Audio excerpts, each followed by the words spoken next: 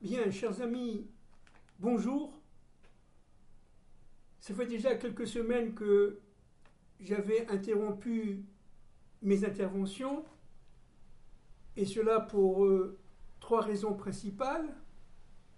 La première raison, c'est que nous sommes en période estivale, et nous étions, si vous voulez, quelque part dans une phase dite de repos, autant que cela peut se faire. La deuxième raison, c'est que nous sommes dans un temps de silence. Et ce temps de silence est un temps qui est à la fois humain,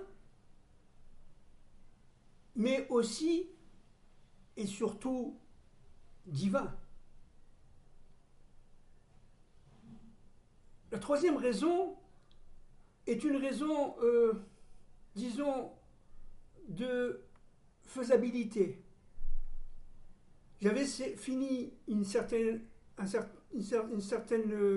niveau de parcours spirituel, bien qu'on finit jamais, mais enfin, un certain niveau de parcours spirituel, et je devrais rentrer dans une nouvelle période d'études, d'analyse en profondeur, autant que possible, bien entendu, des événements actuels à partir d'auteurs comme par exemple le Rav Kook dans son livre Oroth. Durant ces quelques semaines d'interruption, évidemment, nous avons vécu une accélération de l'histoire. L'histoire s'accélère, les situations individuelles comme collectives en fait se mettent en place, un véritable puzzle collectif, national, universel, mais aussi individuel, est en train d'apparaître. Chacun d'entre nous, individuellement comme collectivement, nous sommes, disons, en train de prendre notre place pour pouvoir accomplir notre fonction. Et donc, si je prends l'exemple d'Israël et du peuple hébreu qui revient sur sa terre, il est évident que ce que nous vivons et ce que nous avons vécu et ce que nous vivrons à Gaza, mais aussi dans le nord, mais aussi dans le centre du pays, il s'agit d'une intervention militaire de manière à combattre non seulement nos ennemis, mais les ennemis tout simplement de l'humanité tout entière, on le sait, qui descend d'Adam et de Ève. Ces ennemis-là ont cherché dans un premier temps à envahir secrètement, évidemment financés par d'autres, bien entendu, formatés par d'autres, bien entendu, mais ils ont cherché jour après jour à pénétrer d'une manière extrêmement secrète la terre d'Israël, de manière à empêcher chacun de ces points cosmiques, géographiques comme spirituels, de jouer sa fonction principale. Le but, on le répète, c'est d'empêcher le retour d'Israël sur sa terre afin qu'il puisse assumer sa fonction universelle qui est, je répète, celle de réunir le ciel et la terre. Celle de réunir nos différents mondes qui se trouvent en fait ici, dans notre monde. C'est une question évidemment de regard intérieur. Pardon. Et la terre d'Israël, on le sait, a pour mission de découvrir l'intériorité de chacun d'entre nous. Mais chacun d'entre nous, hébreux, en terre d'Israël, non seulement doit trouver sa place géographique et donc spirituelle. Dans la terre d'Israël, la géographie et la spiritualité ne font qu'un, et surtout de travailler par un travail profond d'intériorité au jour le jour, j'allais dire même nuit et jour, de manière à comprendre quelle est notre identité fondamentale, individuellement comme collectivement. Mais pour cela, il faut, j'allais dire, entre guillemets, bien entendu, désinfecter la terre d'Israël. La terre d'Israël est une terre sainte, c'est-à-dire c'est une terre qui porte en elle le plan divin qui est prêt à se dévoiler. Bien sûr, toutes les terres portent en elles le plan divin, toutes les nations portent en elles le plan divin, mais seulement ce n'est pas dévoilé. Avec les nations, nous sommes dans l'extériorité du monde et des forces spirituelles. Et les nations ne peuvent rentrer dans l'intériorité de leur propre monde, qu'on le veuille ou qu'on ne le veuille pas, à partir de la terre d'Israël. C'est tout l'enjeu. Et nos ennemis, notamment Amalek, l'ennemi juré d'Israël, qui refuse évidemment le plan de Dieu, eh bien, veut tout simplement prendre le pouvoir, remplacer Israël, afin de régner seul dans notre monde. On se rappelle, lors de nos différentes interventions, qu'Amalek et Israël ont été créés en même temps, avant la création, comme le Messie a été créé avant la création. Nous sommes dans un monde qui est le monde d'Atsilut, très très élevé, dans les mondes où Dieu est et où Dieu tout simplement se révèle. Mais ayant créé le monde dans une dualité, alors créer Israël, c'est aussi créer son contraire. Jusqu'à l'arrivée du Mashiach, qu'est-ce que c'est que le Messie? Ben David, fils de David, c'est un être, une période, qui va nous permettre de reconstituer le plan d'ensemble, de le voir, de le visualiser, le plan d'ensemble qui nous permettra de comprendre que tout est relié et que tout est complémentaire et que tout forme l'unité. Le Dieu, un maître de notre propre histoire, individuel comme collectif. C'est-à-dire que, en fait, on ne peut comprendre ce qui se passe aujourd'hui en Eretz Israël que si, et seulement si, on rentre autant que possible, bien entendu, autant que possible, dans la Torah de la délivrance, dans la Torah des secrets. Et on le sait que la Kabbale, le Zohar, les secrets tels que nous les percevons aujourd'hui forment une sorte de courroie de transmission entre les secondes tables de la loi et les premières.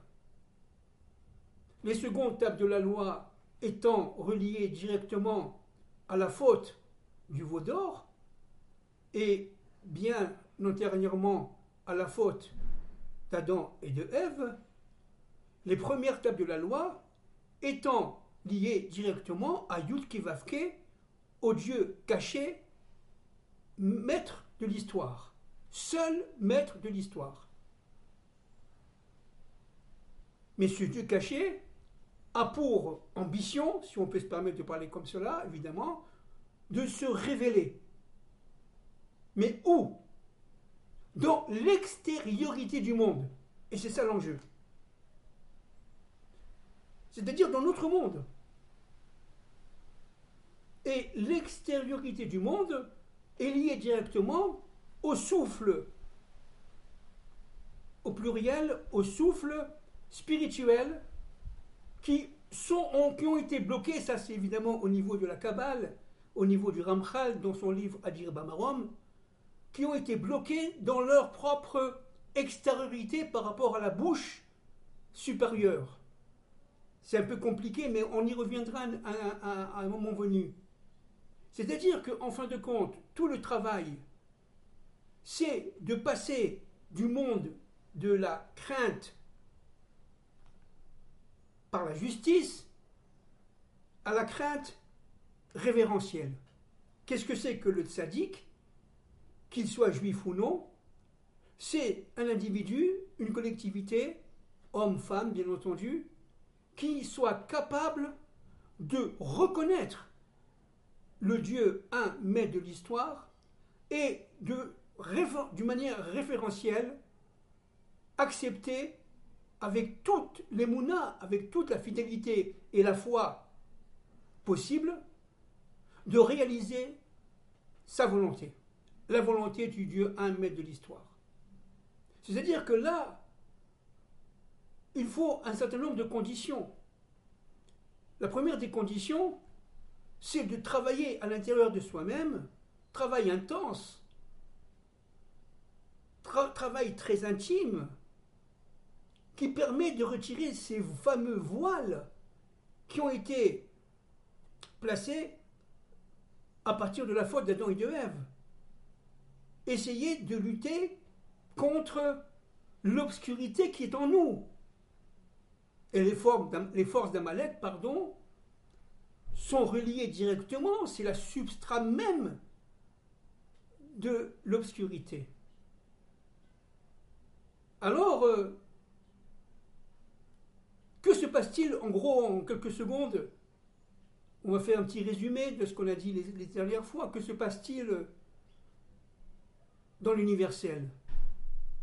Eh bien, les choses avancent, les choses s'accélèrent, certes par paliers, certes d'une manière dynamique, d'une manière qui est de plus en plus d'ailleurs révélée, et que nous sommes en train de vivre la révélation des forces du mal, des forces d'obscurité, combat des fils de la lumière contre les fils des ténèbres.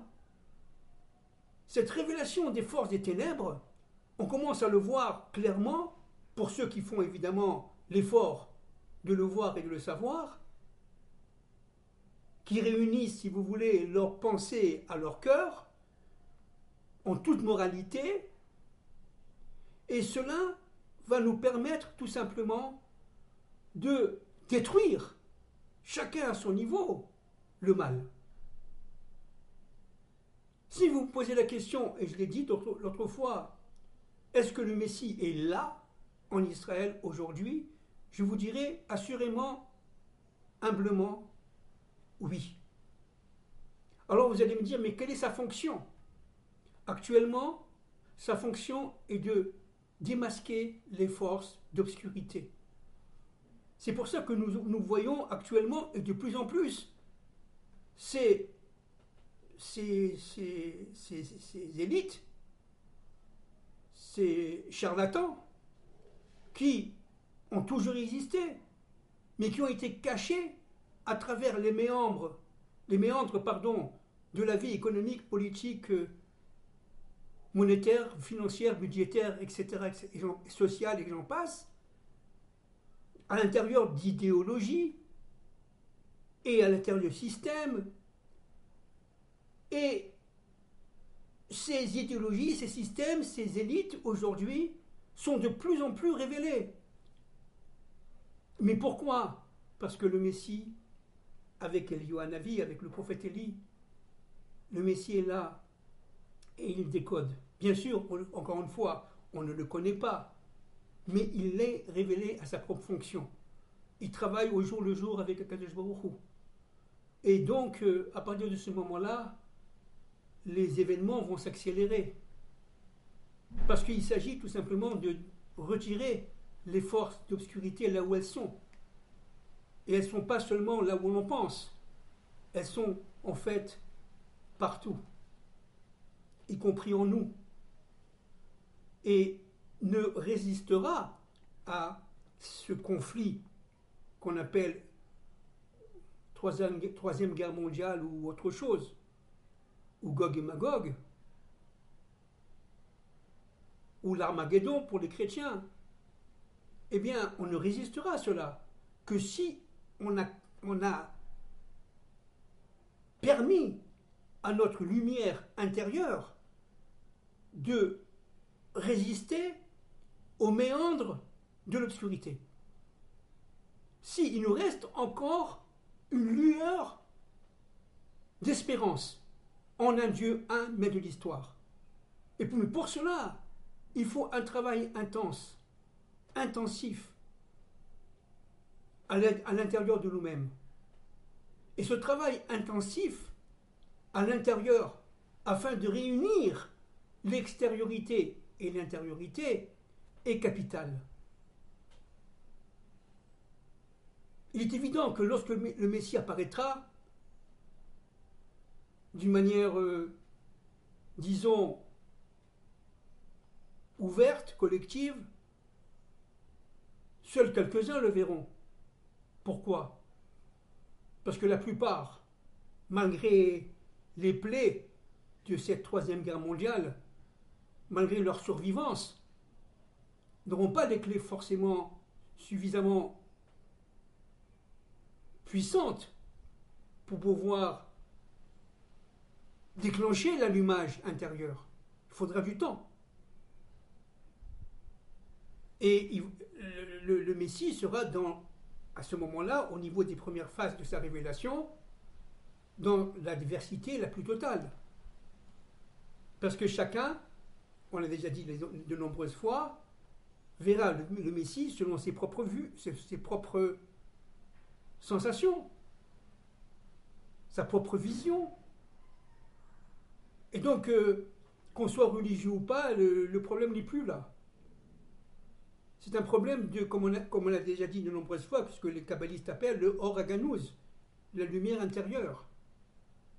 Et progressivement, ceux qui ont compris que le Messie est là, que le Messie se révèle, eh bien, vont tout simplement avoir la capacité, progressivement, de rentrer dans les autres mondes.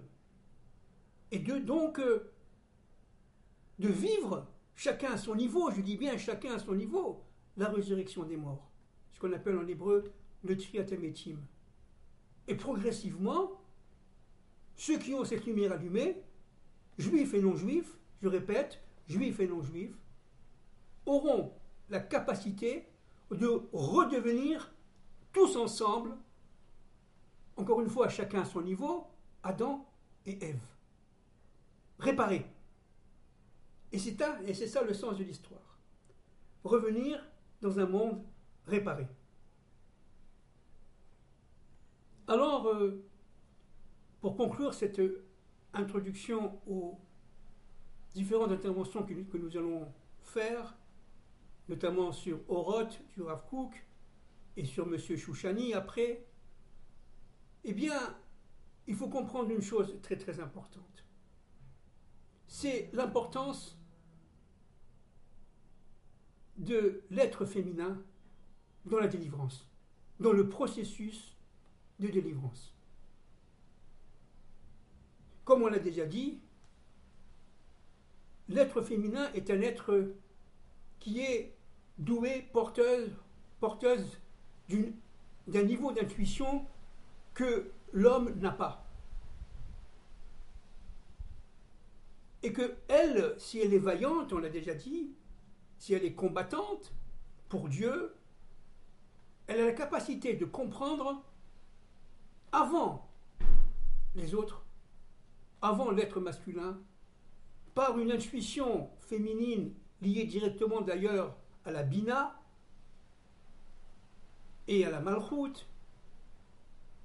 La Bina étant, si vous voulez, le vêtement de la Chokhma, du savoir. Elle va entourer le savoir, elle va le protéger. Et dans notre monde qu'on appelle au niveau des kabbalistes la Malchut, c'est-à-dire la royauté de Dieu dans notre monde, elles vont jouer un rôle fondamental, comme elles ont joué un rôle fondamental dans l'histoire juive, et même à la Révolution française. Marianne. Donc tout cela joue un rôle aujourd'hui capital dans la prise de conscience de la situation dans laquelle nous nous trouvons tous. À la veille, encore une fois je répète, d'une conflagration qui risque d'être, je dis bien qui risque d'être maximale, parce qu'il s'agit tout simplement de détruire dans notre monde, donc dans tous les mondes, les forces du mal, les forces d'obscurité, de manière à ce que Dieu puisse tout simplement se révéler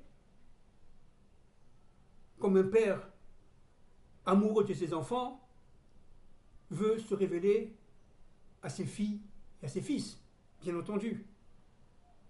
Il s'agit d'un acte d'amour. La création est un acte d'amour, mais qui passe par la crainte. Qui passe par la crainte.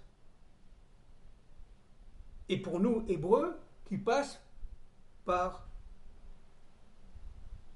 l'élément de justice, par les forces d'Elohim, les forces du Din, les forces de la Gvura, c'est-à-dire les forces de la justice, mais qui doivent être limitées par la miséricorde.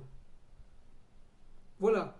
Donc, il s'agit d'une introduction, je le répète, et j'espère que tout va bien pour vous. N'ayons pas peur, soyons unis, soyons solidaires, soyons tout simplement un, c'est-à-dire dans la reconnaissance de notre autonomie particulière et collective, mais dans cette autonomie, il y a un plan divin qui réunit l'ensemble, qui réunit les diversités, qui réunit tout simplement d'une manière symbiotique, en symbiose, en tout équilibre, l'ensemble des éléments de la création. Portez-vous bien. Merci beaucoup. Que Dieu nous protège tous. Soyons calmes. Soyons ouverts aux autres. Solidaires aux autres. Aimant les autres. Et fidèles à notre Dieu. Merci beaucoup.